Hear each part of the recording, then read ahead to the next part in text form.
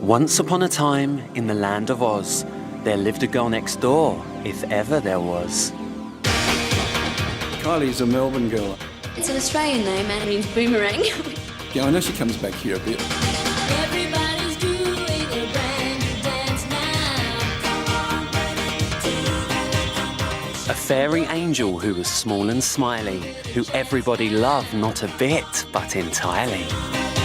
She just went bang, bang, bang from looking like a cover girl and looking like a supermodel and looking like an actress, you know, and all these different things.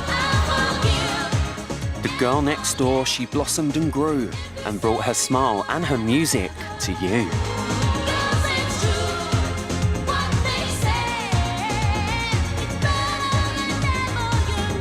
You don't need to be a fan of her music to know who she is, and you don't need to be a fan of her music to like who she is. Her flowing dresses turned into golden shorts, her innocence turned into grown-up thoughts. I remember when Spinning Around was released and the gold hot pants. The perfect bum in the world, you know. Forget J-Lo, we've got Kylie. She pulls off sexy, but in a canny way. It's not smutty at all. I don't know why. I think she's just so likeable. Slow. She's a very distinctive voice, you can tell it a mile off. She's just this down-to-earth girl who loves to entertain. That's what I think why she's been so successful over so many decades. I don't think anyone knows how long it will go for. There may come a day where I'll think, okay, I'd really like to sort of stop and become a homebody. We love the girl from Oz. Oh yes, we really do. It's Kylie at 50, especially for you.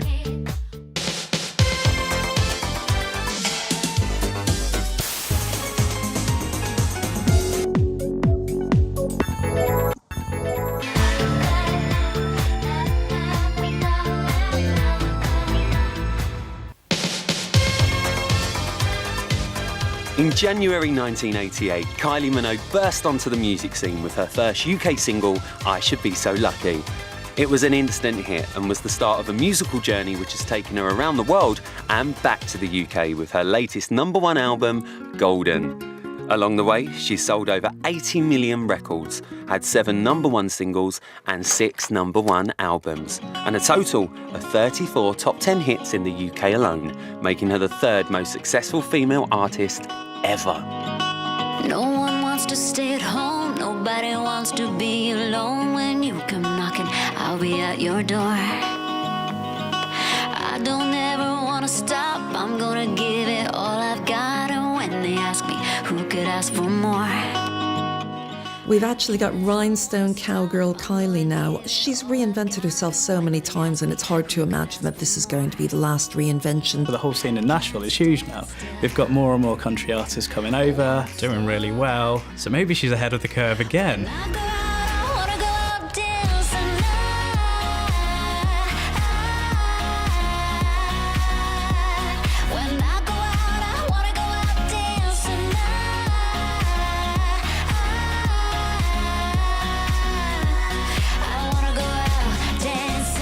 In a way, the country and western idea and genre, it's not a new one. Obviously, it's totally camp. In a way, it's the most obvious thing for her to do.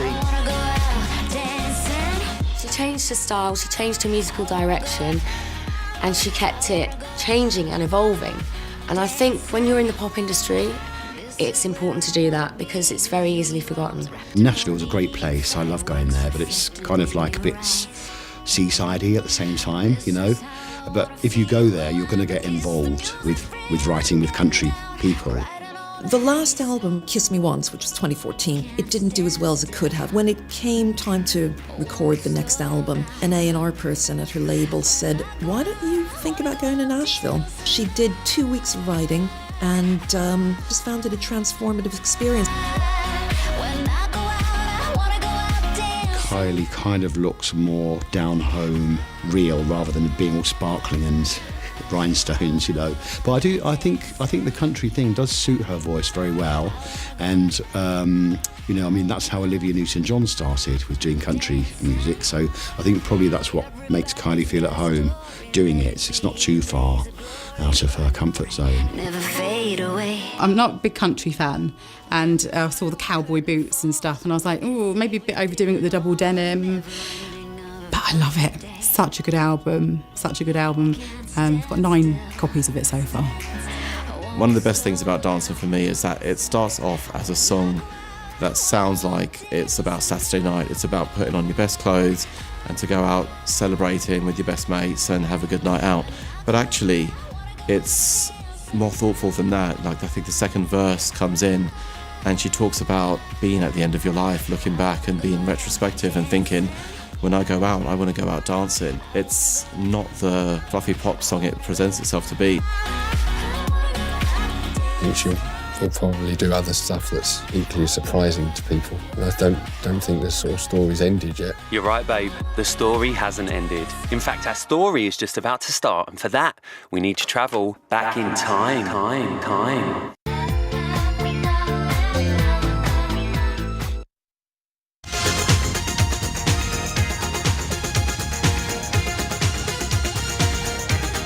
We travel to a land down under, Australia, where in the 1950s a lot of British people became known as the £10 Poms, as that was the special price of the boat journey offered to Brits who wanted to start a new life on the other side of the world.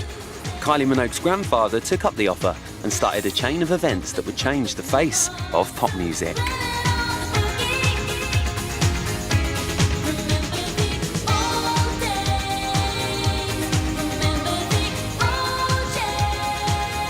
They were always quite a showbiz family.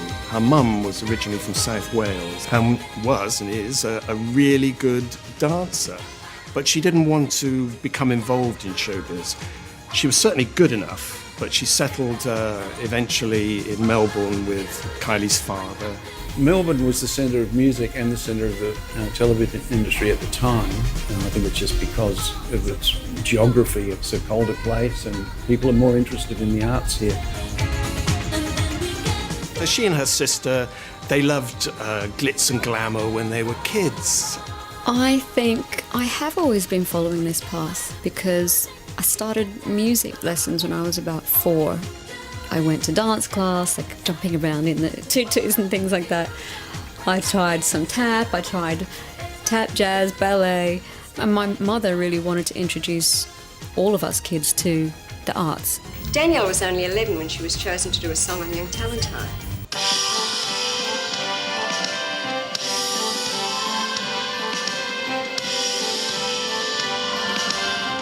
Then, of course, she was asked to join the team. Poor Kylie became the unofficial secretary of Danny's fan club. And she used to have to sit at the kitchen table and forge her sister's signature on all the fan mail she was getting. You can imagine her doing it between clenched teeth. And I think she probably got quite ambitious when she saw how well her kid sister was doing. I wasn't a kid of 3 years old that said, I'm going to be an actor or a singer. I sort of fell into it by accident, really, and it's turned out for the best. But Kylie's first taste of fame came from acting, not singing. Danny had an audition for the popular soap The Sullivans, but when it was decided Danny was too young, Kylie was offered the part instead. I came here because I was tired, and my leg hurts where I fell, and I can't remember the way to my Aunt Honey's. The Sullivans was a World War II drama, and Kylie played Carla, a Dutch orphan, which is, let's face it, a difficult accent even for a seasoned pro. Perhaps, luckily though, Carla was killed off after a few episodes, but she had put her tiny foot on the first rung of the ladder to stardom. I was hungry. I'm sorry. I'm sorry, sir. It turned out Melbourne was a good place to be if you had show business ambitions, and Kylie soon found herself in another soap, Skyways. My dad's a pilot. Yeah, they're better than air traffic controllers. Who says? My dad's. So did Mum. This turned out to be special because the boy who played her brother in Skyways was none other than Jason Donovan. This is weird. Bet you can't even fly a plane. I bet I can. Bet you can't. What a charming young man. But it wasn't long before Kylie got her next break on the Henderson Kids. She auditioned for director Chris Langman. Well, I first became aware of her when we cast her in the Henderson Kids. She was about 16, I think, at the time. What do you think of that one? It's called A House on Fire. Neat. Might get one for the Rodeo Ball, if I can afford it. Kylie was very shy in the beginning. We changed her look a lot. We gave her red hair, and the character she played was kind of a very working class, down market kind of girl who wanted to be a hairdresser. And so it was the chemistry of the time. She was just perfect for the part. As far as her personality off screen, she's very shy. Kylie is very demure, and it's possibly one of the reasons why she's untouchable, is because of that shyness and tends to sort of, keep herself to herself. We spent 12 weeks together on location, and it was quite clear that she was good at doing a lot of things. She was a good singer, as we know, and she was also a very good drawer, which I know she's very shy about that, but she's quite an accomplished drawer, and a good actor as well, so she had it all, really. Well, you've got to tell her yourself. She's just a kid, Shah. So tell her. Well, I did already. Sort of. So how come she's still doing flag racing with you? Well, You've shown her how to do it. I promised I'd keep helping her. Yeah, well now she's all gooey-eyed over you. You dinkum. Well, girls know these things. She was always very natural and seemed to be able to do it with ease. Kylie is the girl next door. She was when she was between 15 and 18.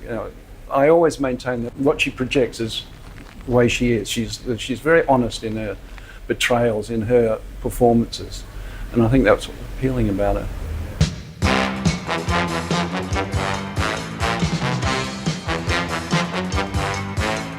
Kylie learnt a hard lesson about the fickle nature of show business when she was written out of the second series of The Hendersons. But from the ashes of disappointment grow the golden wattles of success, and being cast in another Australian soap, The Zoo Family, was to be the last calm bit part before the storm of international superstardom. Don't you like Susie? I don't like being treated like a charity case. How come these hippos aren't in together? They don't get along. Who does? People. Sometimes. I hadn't noticed.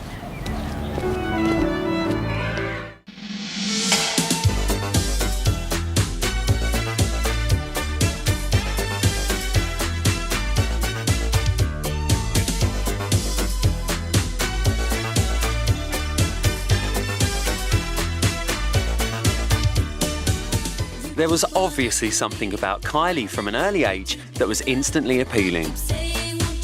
She had the K factor before it grew up into the X factor. But although the parts she had been given on television were good, she was about to attend an audition that would turn her life upside down. I can remember it very, very clearly when she came in to audition for the role of Charlene. She was this very sweet young thing, very shy. We ran the scene a few times, and I sort of glanced at the monitor and I sort of went, wow, there's something here. She just came through that screen. Oh! Charlene!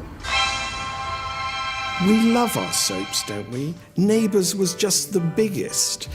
Kids would get in from school and it was on at just the right time to ditch homework and switch on the repeat of Neighbours. It was very canny because it was shown twice over here, wasn't it? It was shown at lunchtime when mums could watch it, and then later when the kids got home from school. I got brought up on it almost every day. I remember it was about 10 past 5 in the afternoon after we got back from school. We were having our tea. We had to watch Neighbours.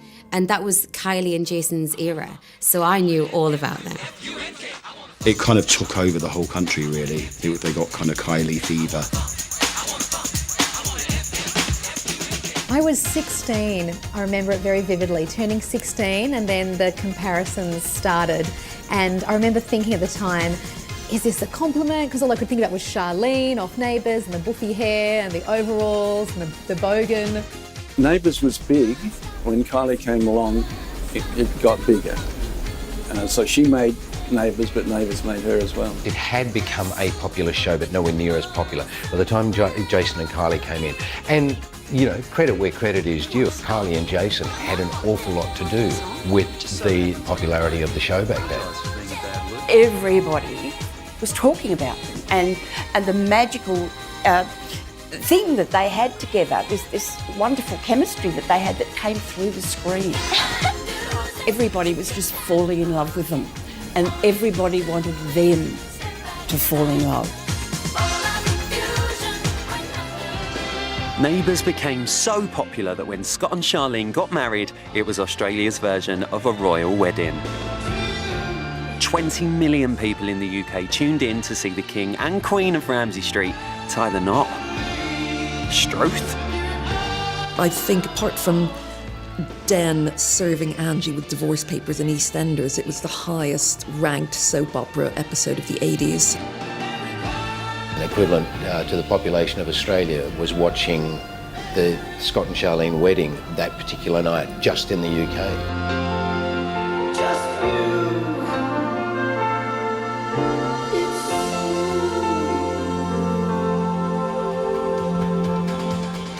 Well, unbeknownst to a lot of people, Kylie was a singer before she was an actress. I think she always wanted to be a star. She is very smart about getting on in life. There was a charity show, and Kylie did a song, and she completely stole the show.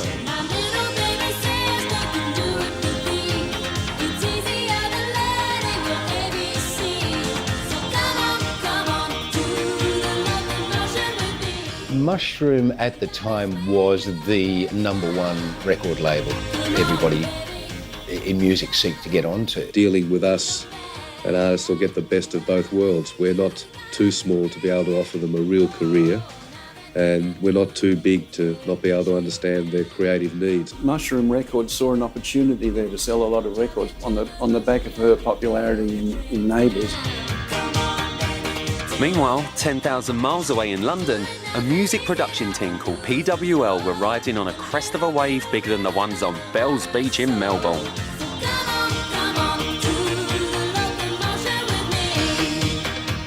The success of PWL Records is down to that. 3 talented people there, Mike Stockmatic and Pete Waterman. This is the production team, Michael Kaczynski and Gary Astley, who are the 2 guys who ran Mushroom. And they asked Pete if he would produce Kylie. And I think he said basically no, but I'll send someone over to do it. So in the summer before Kylie came over to the UK, we sent a guy called Mike Duffy, who was one of our engineers, over, and he produced The Locomotion, the original version, which went all the way to #1 in Australia. It was hard to keep Kylie entertained with all the pop star side of her life happening. She was trying to redefine herself as Kylie Minogue. Otherwise, she would still to this day be Charlene from Neighbours. He happens to have made a few records. At that point, no, we didn't think, oh, we're going to lose Kylie because she's going to go off and be a pop star. We went, yay, girl, you made a record. Yay, hope it does well. I think it's absolutely essential for Kylie to leave Australia to become a big international star. Kylie had to come to the UK to make that step forward.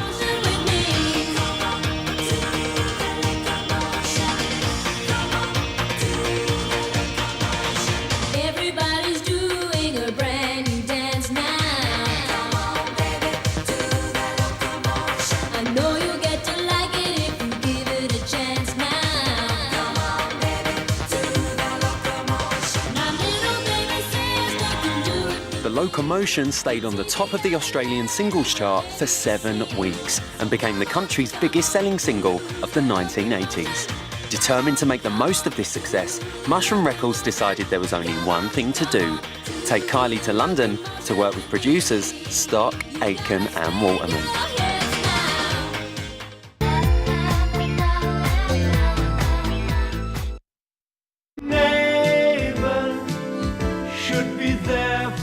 In October 1986, during a break from filming Neighbours, Kylie travelled to the UK to work with the trio of top writer producers who seemed to have the Midas touch. Everything they produced turned to gold records. Kylie just had a taste of success with The Locomotion, and now she was full steam ahead. She just needed to get on track. We got known as the Hit Factory fairly quickly. They were the producers of that age, I think, the 80s. Massive, churning out the big hits, sort of early electronic sort of vibe and good songs. Really cool. Pete was going for an 80s style Tamla Motown domination of the pop charts. Nothing left the building without Pete Waterman's approval. And he had the kind of ears where he knew, I would say 90% of the time, what was going to work commercially. Stock Aitken and Waterman already had a track record. They had done disco with Hazel Dean, and they'd done a kind of camp new romantic song with Dead or Alive, and they had Bananarama, who were a massively successful girl group. We were riding high with Mel and Kim, we were riding high with Rick Astley, mixing for the Pet Shop Boys. Kylie helped them break through from being very successful kind of disco, slightly camp producers into pure pop top 10. Nobody in the building knew anything about Kylie Minogue. We didn't know anything about Neighbours. None of us had heard of it. Pete had never heard of Kylie Minogue. It was just a girl in Australia that Gary and Michael wanted to do a single with. But when Kylie arrived in London, Stock Aitken and Waterman were not ready for her. And so, for a week, she spent her time sightseeing in London without ever seeing the inside of a recording studio. And the day before she's leaving, Pete goes, "We'll get her in the studio." We had a guy working for us there called Peter Pitstop doing disco promotions, and he was always queening it up every day. And when somebody said to him, "Have you got a boyfriend?" he'd go, "I should be so lucky." And Mike picked up on that "I should be so lucky" and wrote a song around that. It took half an hour maximum for her to put the vocal on "I Should Be So Lucky."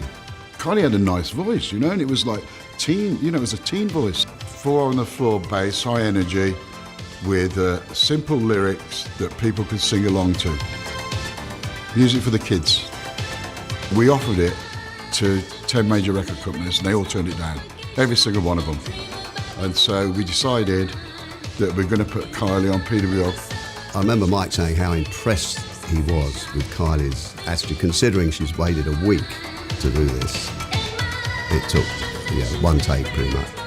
Michael Hurl, who was produced Top of the Pops and Noel Edmonds' Christmas Day special, saw Kylie in Australia and he wanted Kylie on it. So there we had the right record at the right time with a massive TV plug. Meanwhile, on the other side of the world, Kylie waited nervously to find out if she was lucky or unlucky.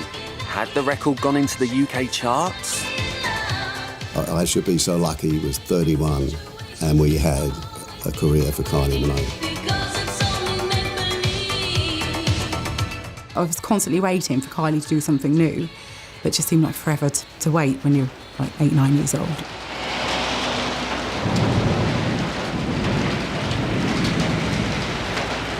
Excusez-moi.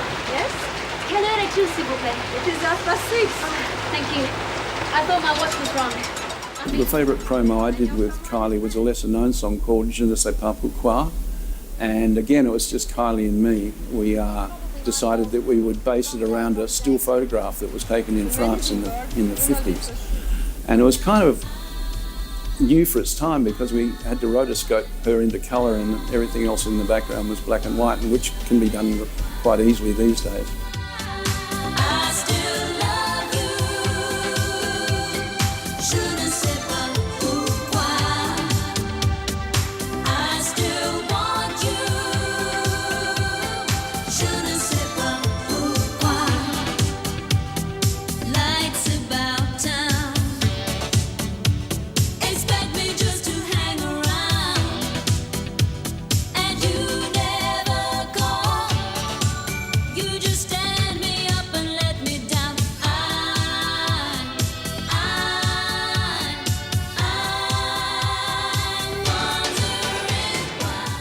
Kylie was very much the girl next door, and that was part of the persona that she brought with her from the Neighbours show, I guess.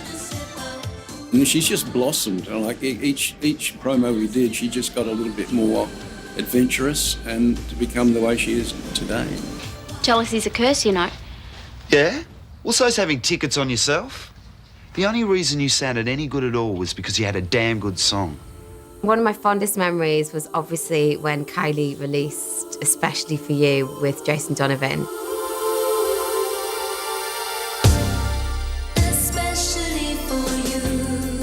We had the mums and dads here because they liked the songs. They liked it because it's Abberish. We had the kids here because that was a teen idol. And we had the gay fraternity over here. So we got the whole market. There's not many artists that work together that do duets that you really feel the chemistry with. Everyone loved her, everyone wanted to be her friend, everyone wanted to buy her music, and she made her life and her romance with him very believable.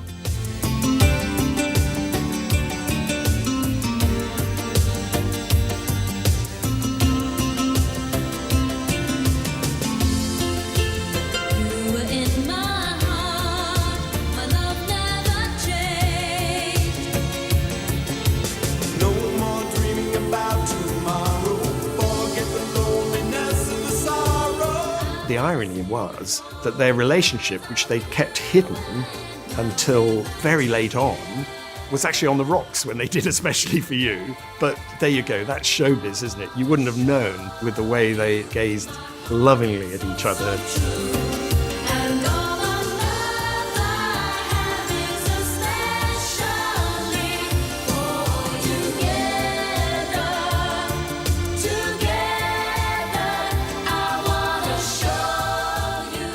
The Stock Aitken Waterman era for Kylie was one of relentless success.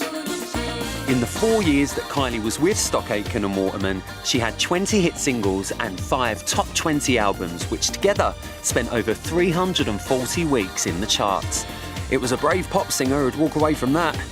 But helping her keep her courage and lending more than perhaps an ear was her new boyfriend, Michael Hutchins. Well, commercially, Kylie was undoubtedly our biggest artist and the best thing that commercially happened for Peter Will. But she was caught up in that flow of changing from club DJ credibility to losing that and just being called pop. I think it's natural for any artist at some point to want to have a more input. Michael Hutchins obviously lived a completely different life in a completely different world, completely different kind of music. Kylie was obviously interested in all of that, what was going on, because it was different.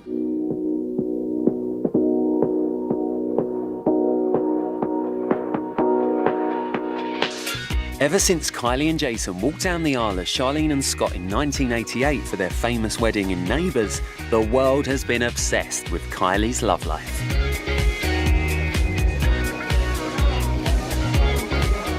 Kylie has had a lot of relationships, generally with men who aren't quite at the same level of fame that she's at, and sometimes that can be difficult.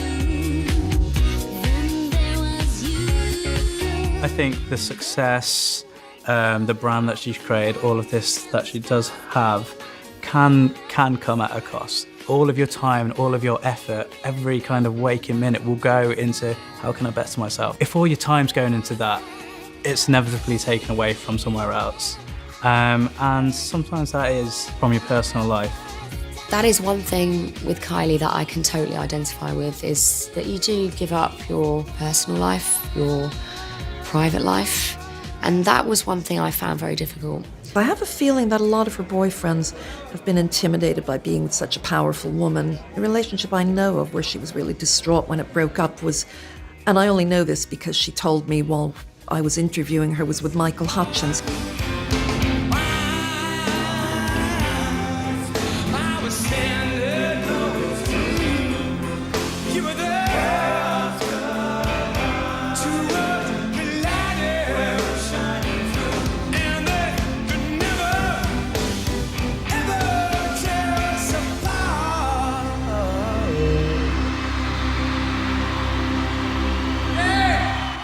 I think her relationship with Michael Hutchins was absolutely crucial for the development and the longevity of Kylie. He made her sexy because he was a rock star. She actually gave him celebrity, if you like. He became much more famous as part of a couple with Kylie Minogue than he was as the lead singer of In Excess. As a couple, they were showbiz gold.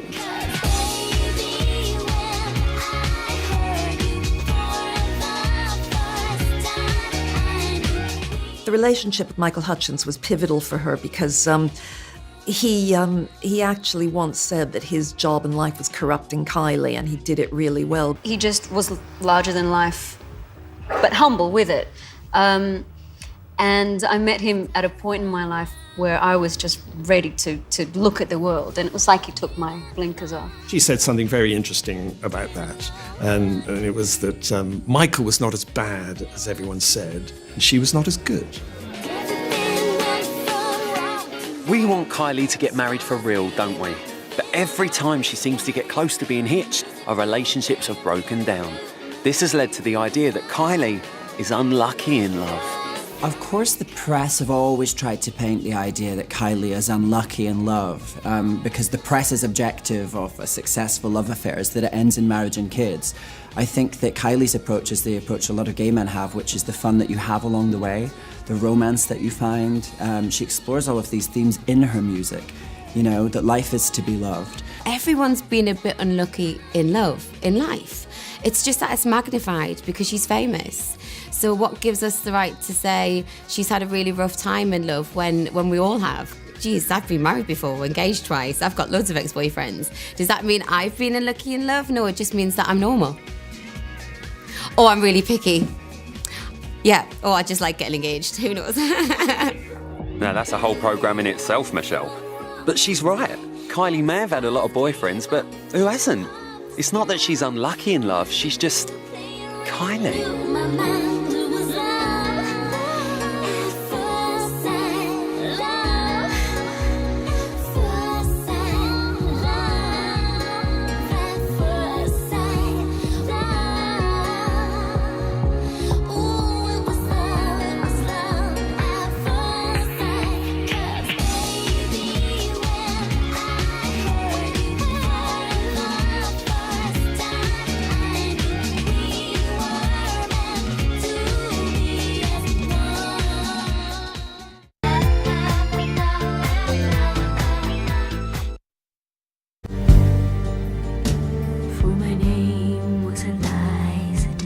Kylie's second reinvention came in 1993, when having left PWL, she signed with Deconstruction Records.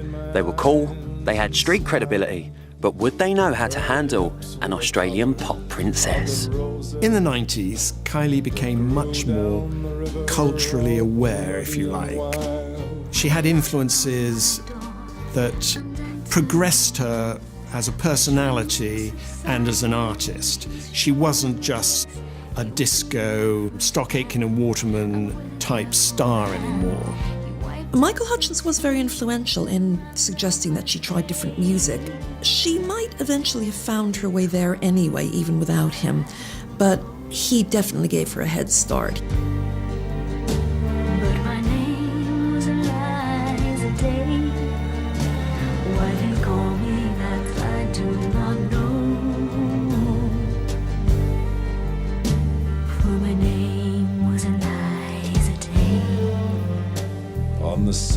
When Kylie signed with Deconstruction, it was obviously quite a shift in the way that she was perceived in the media and her fans.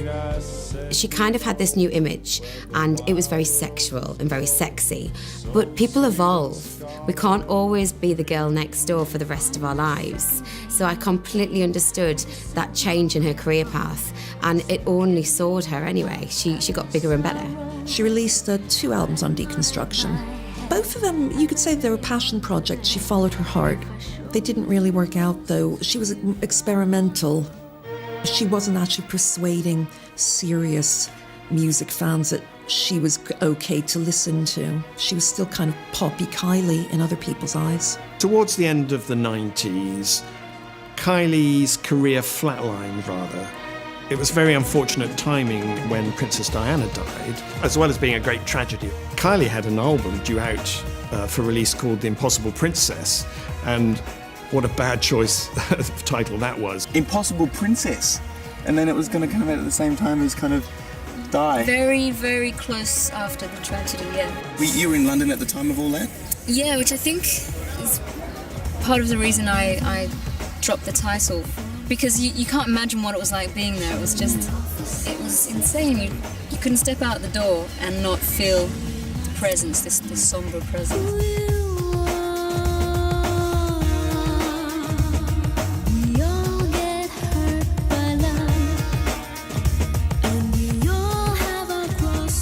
He's very hard for anyone, if you're used to having #1 records all the time, to then, have any form of failure. When you think she'd had, by then, say, 6 years on that treadmill, it's hard. It's very punishing for anybody. She really needed to do something as the 90s closed. Of course, let's not forget the tragic death of Michael Hutchence also had a big effect on her because, she had loved him. These days, that album for Deconstruction would be considered to be a big success.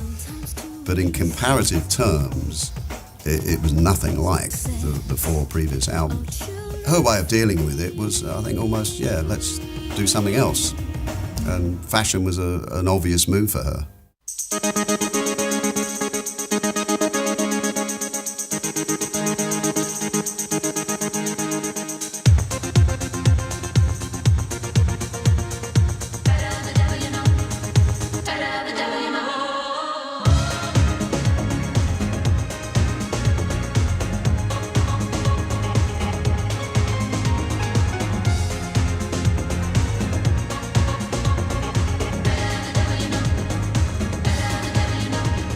Kylie is so important to the fashion industry, not only because she's fashion forward, she's constantly that fashion chameleon that you're looking out for in sometimes what can be quite a bland, cyclical industry. And then you've got Kylie, who completely rips up the rule book, does whatever she wants, really looks to the future to see trends.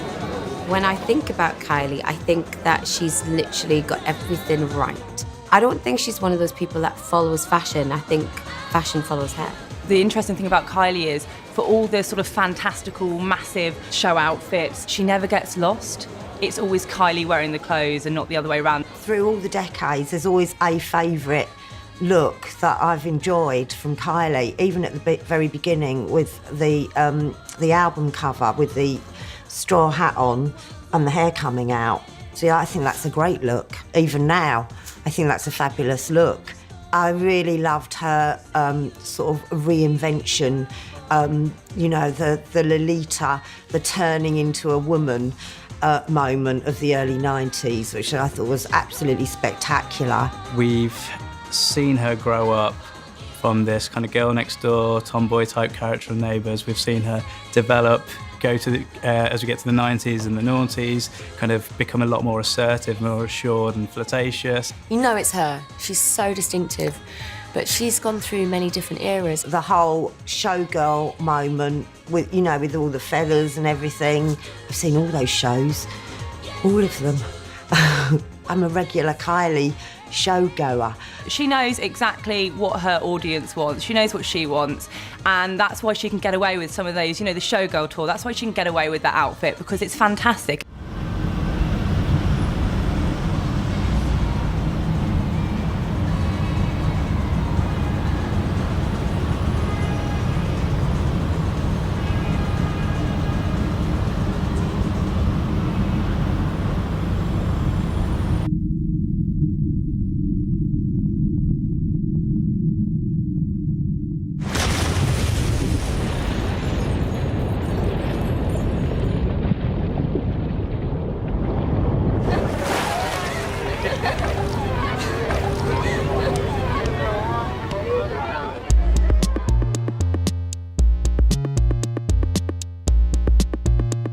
She was just there on the floor pretty much. I think the whole video just on the floor, camera panning down onto her, and it was just, it was just amazing for me. Our eyes connected. No, nothing's how it used to be. Don't second guess it. So it was that tableau of sunbathers. I think it was how it was just sort of, the camera panned around, then panned in on Kylie. It was basically like one continuous main fashion spread, and I think it was really unlike anything the music industry had really seen before. Slow down and dance with me. Slow. Kylie on her tour especially, she's known for collabing with some of the biggest designers. Galliano, that whole tour Let's Get To It tour. It was quite a raunchy, quite a avant-garde costume. Dolce & Gabbana, you know, they're obviously long-time collaborators with Kylie. They go all out with her. And I think what's interesting, and Kylie herself has said it, with D&G, on a hanger, they might not look like anything, some of these costumes. For example, that's PVC baby doll sort of short mini dress with the boot, you know, which is in the Madame Tussauds outfit. It doesn't look like a lot on a hanger. You put it on Kylie and it just transforms. I really met Kylie probably in the early noughties, and it was on her sort of comeback when William Baker began working with Kylie. She just came in the shop one day and I bombarded her with like, just leapt over the counter straight away and was like, I've got all these ideas, and showed her some drawings and stuff, and she was kind of looked at me in this kind of like vacant way and went, oh, cool. I mean, this is Fee's original drawing here from the In Your Eyes video. If she went like that, the whole thing would gape, so we had to stick some double-sided tape over her nipples and stick some of the ribbons over her nipples, so it was kind of this extra layer, so it kind of all blended in.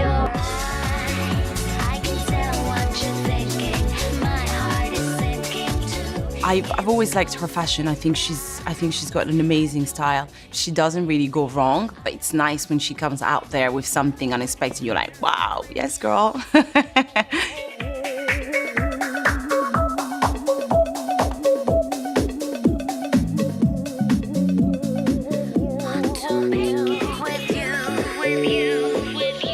The whole Body Language album, this was more mature, Bardot-esque. I mean, on that cover of the album, she's there with that cropped Breton striped jumper. That really captured the mood of that decade. She really did sort of lead the way for that confident, sexy, she knows what she wants.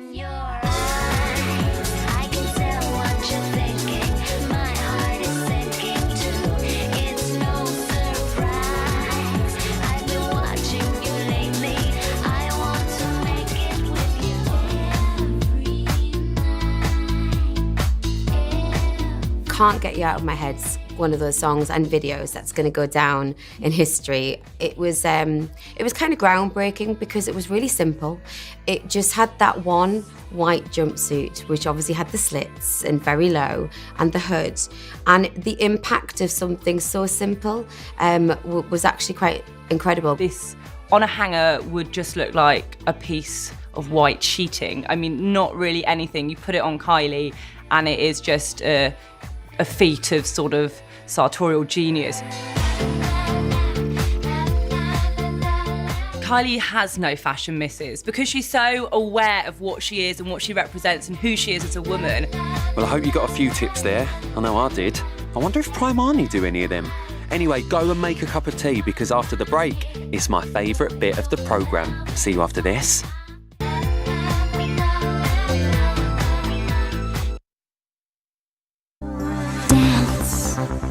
It's all I wanna do, so won't you dance? I'm standing here with you, why won't you move? Kylie really is queen of campness, and we love her for it.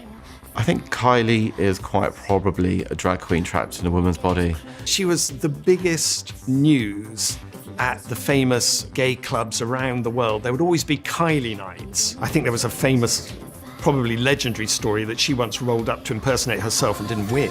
That sort of flamboyance, she started to incorporate into her own performance. I think if Kylie was a thing, she'd be a sequin.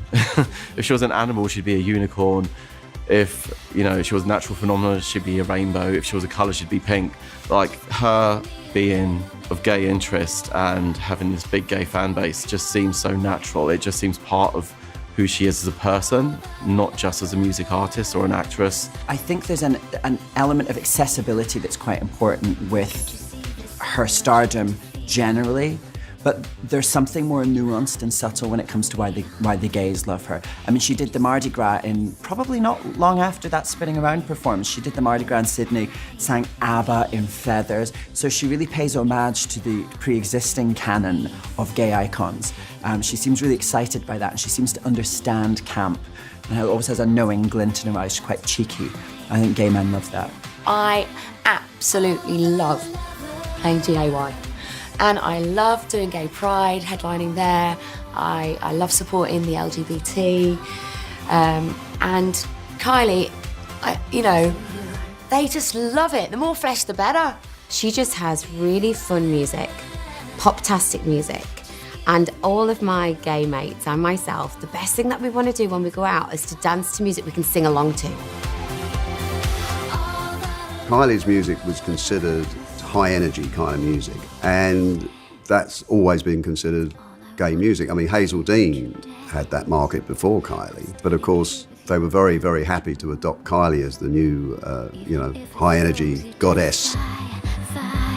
There's a sense of community within the LGBTQ plus scene that Kylie sort of pulls us all together, and even though, times may be hard, Kylie's there in her sparkles and spangles, giving us a good time. One of the most famous examples of her support for the gay community is that she had 2 guys kissing in her video for All the Lovers, and it was suggested to her, or suggested to the director, that the kiss be removed, otherwise it might not get played on certain stations. And this was probably going back 10 years, I think, so the world was a very different place.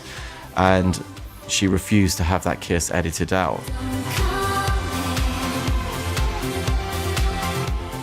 She never kind of rolled her eyes at anyone's lifestyle or anything, and I think she's kind of just been like a mentor or something for people. She continues to support the community and speak out. The mere fact that she said she wouldn't get married in Australia until they changed the laws there regarding gay marriage is just sort of the tip of the iceberg. She is also a friend of ours and is there with us, and I think we really do feel that sense of family with her.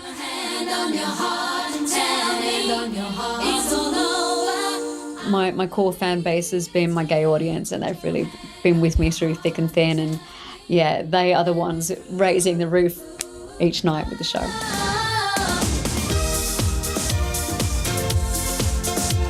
At the end of the day, all that stuff doesn't mean anything if the music isn't good, and if she hasn't been putting out consistently strong music, whether it's pop or whether it's indie or whether it's dance. If all that material hadn't been there and the music hadn't been great, the gay fan base won't be there. People will follow an artist because at the end of the day the music is great.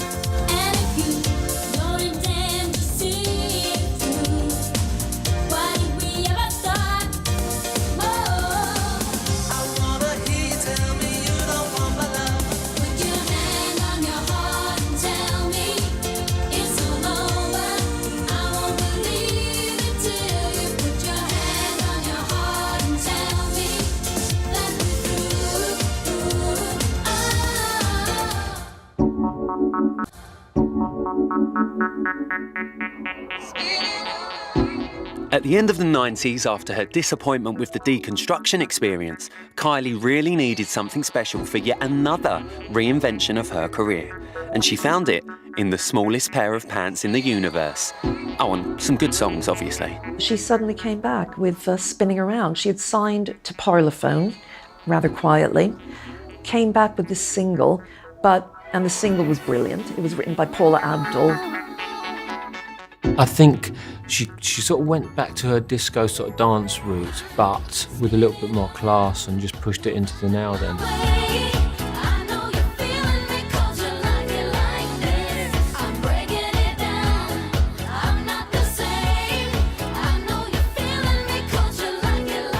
The absolute killer was the video. If Kylie hadn't made that video, then we could be talking about, Kylie, whatever happened to Kylie Minogue? I mean, we have to talk about that with the hot pants and the story behind those hot pants is incredible. 50p, her friend got them for her, not even a stylist, just picked up these hot pants. And then her stylist, sifting through the cupboard, was like, oh, how about those hot pants, Kylie? And then put them on. And I mean, now they're a piece of fashion history. I mean, you can't even touch them now. You have to use white gloves because they're in a museum. That was when Kylie's bum became rear of not just the year, like every year. I mean, who didn't want that bum? It was sensational, come on. And those hot pants. The derriere probably ranks as number one as an attractant. It is basically the oldest attracting part of the body in evolutionary terms. Going back millions of years, you could not see somebody's personality or even their face from 100 yards, but you could see the outline of their derriere. In formulating the ideal derriere, you have to look at the most important factors. So you're looking at the overall shape, that kind of pertness that defies gravity. You're looking at the condition overall of the skin. You're talking about various features which can be combined together fairly simply in a formula. That formula is S plus C times B plus F over T minus V. What these items mean are S is basically the overall shape. C is that really important distinguishing characteristic, circularity. B is the kind of bounce factor. It's the resilience. It's those internal muscles that make everything seem to defy gravity. F is that firmness to the touch. It has to be firm, but not soft. So it's a difficult one. T is the texture. V is that pertness. The pertness that means that it kind of is that lift, that healthy, youthful lift. When applied, and applied broadly across the population, people score somewhere between -5 all the way up to 80. Kylie Minogue was the only person who scored 80. I have on record as the perfect bum. Spinning Around brought her back in a really big way, but it was the next single and the next album which made her into Super Kylie.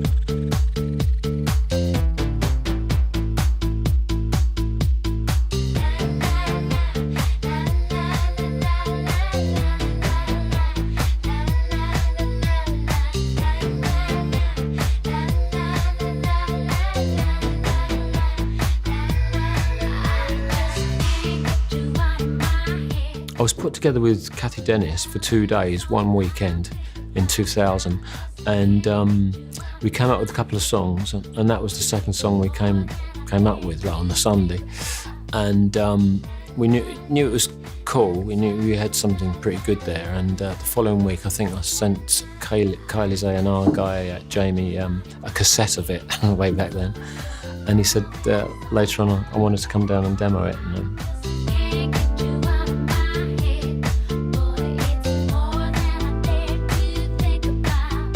And then she's fortunate to get offered that wonderful Rob Davis song, which you and I could have sung and it'd have been a hit. You can't beat great pop records, and it's one of those great pop records. And it's her biggest record ever.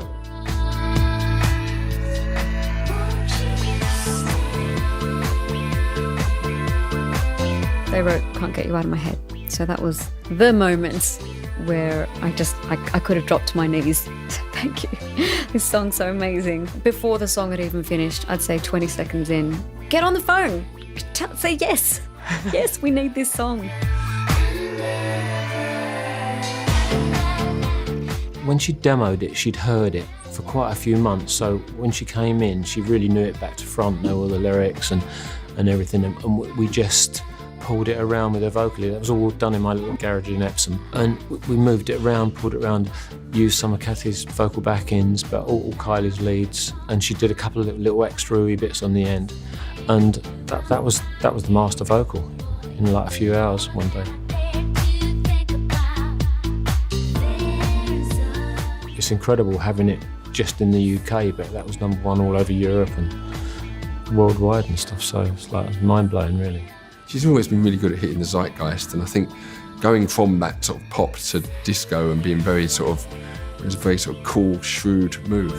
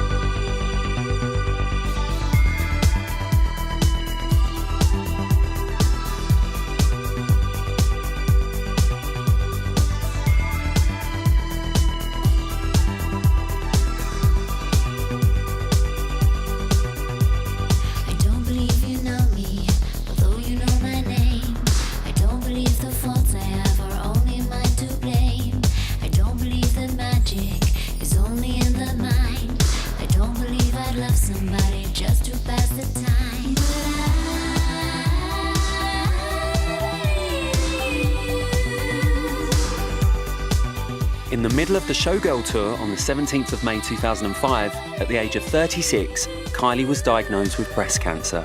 The tour was postponed, and within days, Kylie underwent surgery and started chemotherapy treatment. When Kylie fell ill with breast cancer, people were really concerned about it. And one of the things I really like about it is that she was completely left alone to recover. We were in Australia. I was on a tour bus of Sydney. We got a phone call from our tour manager, Sean, telling us to come back to the hotel. So we did. We had no idea what was going on. And we were all brought into a room and we were told of her diagnosis and we were told that the tour was over. You have to make a decision whether you are open about something like that with the public. But they're going to find out, I think, whether you like it or not. So you have a choice. You either let it go and they find out in time, or you say it in your own words and you can take control of the situation. And that's what I really admire, because that takes a strong woman to just come out and say it. And you think someone like Kylie's invincible, you know, she's a superwoman, she's all of these things. And, you know, hearing that someone like that has cancer, it makes them so real. When she had her cancer, she was so open, and it was so, I think, you know, brought her a legion of fans and supporters. I think sometimes people fail to forget that we are still human. We still bleed, we still have feelings, they still hurt, and we still do suffer through these negative experiences that we might go through. We are in a position to change them into a positive and help other people, and if anything, that is a gift. When you talk about this so openly, other women, other men at home who are going through similar situations feel that connection and they realise that they're not alone.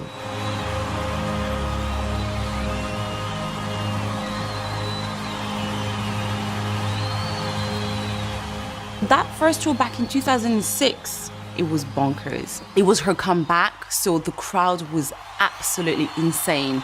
Everyone was up on their feet, like clapping for like minutes before we could even start. It was really emotional.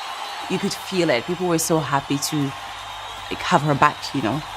I've done a lot of shows in my life, but I've never heard a crowd the way the opening night of the Homecoming. They just didn't stop, and it was very emotional. Clapping for like minutes before we could even start. It was really emotional. You could feel it. People were so happy to like have her back, you know. I've done a lot of shows in my life, but I've never heard a crowd the way the opening night of the Homecoming. They just didn't stop, and it was very emotional. Time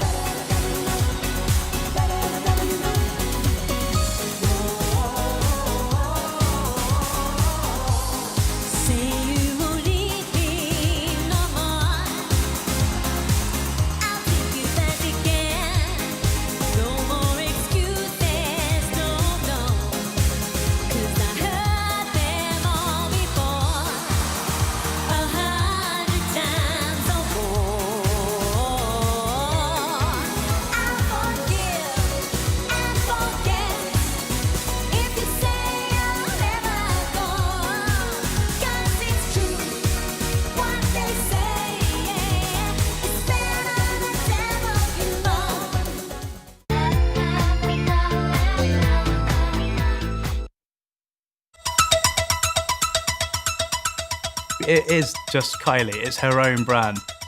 It's her values that shine through in everything she does. For us at Marie Claire, Kylie is and always has been a really important celebrity and figure. Kylie has got real clout when it comes to shopping and shoppable clothes and what people want to buy. It's a real coup if Kylie wears your brand. She has done so many. Cars, perfume, lingerie. She's done everything. Oh, Kylie, babe, you should have made them bottles smaller. That'll never get in my handbag. Well, the first thing I did was a Eurostar ad in Paris when she was still perceived as a homely, fun girl next door. I wanted to shoot it a bit like a sort of French film, handheld, relaxed, sort of documentary style. We just wanted it to feel like a very effortless, fun commercial. Obviously wanting people to think going to France on Eurostar is an effortless, fun thing to do.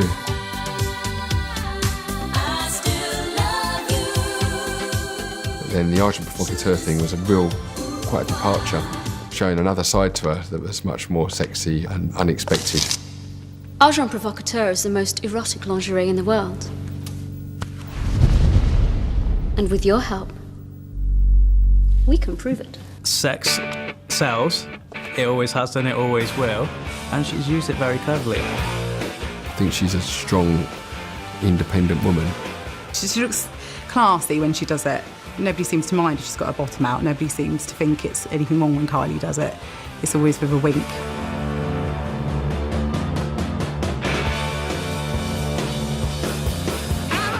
It's one of the first viral videos that got apparently 360 million views.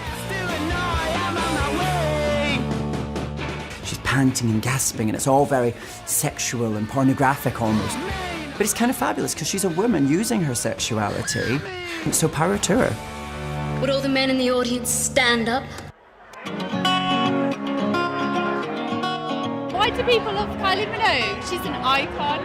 She's been around for such a long time now, although she hasn't looked like she's aged today. I am a big Kylie fan, yes, indeed. Loved her since the early 80s. She's like a pop princess. She stands the test of time. She's been around for longer than I've been alive. I don't know how old Kylie is. She looks about 30, doesn't she? Yeah, exactly. I was going to say 40s, but she doesn't look in her 40s. She's a superwoman, so she's had an amazing body for like 30 years. 3 words to describe Kylie, I would say... It's inspirational. Fabulous. Fun, bubblicious, fabulosity. Where's she from? She was from Australia. No? Is she not born in Australia? Kylie, of course, is from Australia. Beautiful voice, the best, most positive energy. We love Kylie. Over her 40-year career, Kylie has been nominated for over 300 awards and won 172. Now, I can't list them all because that would take another 40 years, but they include a Grammy, 3 Brits, 17 Arias, 16 Australian Logies, 1 Ivor Novello, 4 MTV Awards, a New Now Next, 1 Q, 1 Smash Hits, 1 Variety Club, 2 World Music, and Kylie was made a Knight of the Order des Arts de Lettres, pardon my French, for her contribution to the enrichment of French culture. And in 2008, Kylie was given the OBE by Prince Charles. And the pinnacle of success was reached when she became a judge on The Voice. So there we are. Of the 50 years Kylie's been on this planet, she spent 40 of them in show business and 30 as the perfect pop princess. She's been cute Kylie, sexy Kylie, indie Kylie, grungy Kylie, dance Kylie, and now rhinestone Kylie. But the one Kylie she's never had to reinvent is Smiley Kylie. For most of her life, regardless of what's been thrown at her, she's faced everything with a smile and has given everything she can for her ever-growing legion of fans. As someone famously said, the love you take is equal to the love you make. Kylie, we love you. I think we love Kylie. She's still that pop princess and always will be. I just wanted to be her, I think. She just epitomised perfection to a 9-year-old girl. She's an A-lister, she's a global superstar. I'm a huge Debbie Harry Blondie fan and Madonna fan, and Kylie kind of comes into that bracket. She appeals from 5 to 105 and every genre in between. There's not many artists that can do that. Everyone loves Kylie. Men either fancy her, gay men just idolize her, and women just think, I want to be her. I think she's inspired a lot of women. She was ill and then she came back stronger than ever. She exudes this warmth and love herself, and so she gets it back. She's brought a lot of happiness, I'd say, to the public. I mean, everybody goes, oh, Kylie, we love her. I don't think Kylie will ever hang up her hot pants. I think she's a born performer. I think she's truly herself and truly happy when she's on stage. I can never see Kylie retiring, and I think that is inspirational. She's made her own future and made her own music, and that's why it's worked. I saw a recent concert, and her genuine enthusiasm and enjoyment of delivering the music to her audience still comes through. I never look too far ahead. For me at the moment, it's less about going forward and just trying to running forward. I feel like I've done that for years and years and years. Now I'd like to go a bit slower, but look at the view. I actually want more out of life. I really do.